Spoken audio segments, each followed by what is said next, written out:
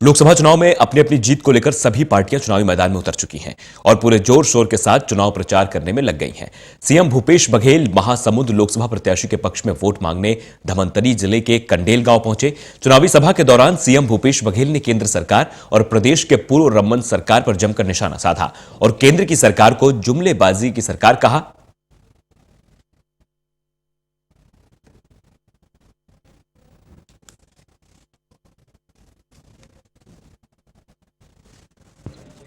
राज्य सरकार ने क्या किया है, लेकिन भारत की जनता को भी जानने का अधिकार है। ये लोकसभा की चुनाव है।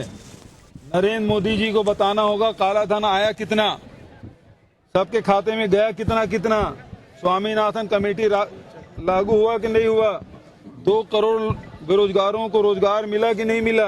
ये लोकसभा की चुनाव है, नरेंद्र मोदी को जवाब देना होगा। और जहां तक रमन सिंह की बात है, रमन सिंह जी आप तो आदिवासियों की जर्सी गाय देने वाले थे, एक एक परिवार में एक एक लोगों को नौकरी देने वाले थे, आप 300 रुपया बोनस देने वाले थे, 2100 रुपया समर्थन मूल्य देने वाले थे, लेकिन आप दिए क्या? हमारे 2 महीने 15 साल आपको मौका मिला और 15 साल में आप कुछ नहीं कर पाए। हमारी सरकार तो केवल 2 महीने की है और 2 महीने में हमने कर्जा भी माफी किया 10,200 करोड़ का और 20,000 करोड़ में धान भी खरीदा, बिजली बिल आधा भी किया है और 35 किलो चावल भी देने वाले हैं और शराबबंदी भी करेंगे। आप चिंता न करें, 5 साल की सरकार है, 2 महीने में आप हिसाब आप 2 महीने में तो आप केंद्र सरकार पर जमकर निशाना साधा, जुमलेबाजों की सरकार बताया सीएम ने।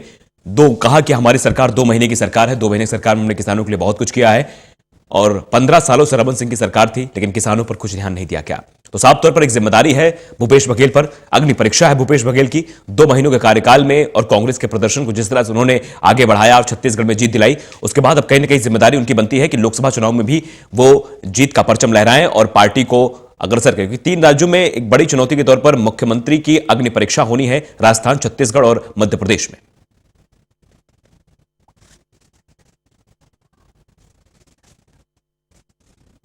तो जुमलेबाजों की सरकार साफ तौर पर बताया सीएम कंडेल गांव पहुंचे जहां उन्होंने लोकसभा प्रत्याशी के लिए वोट मांगे।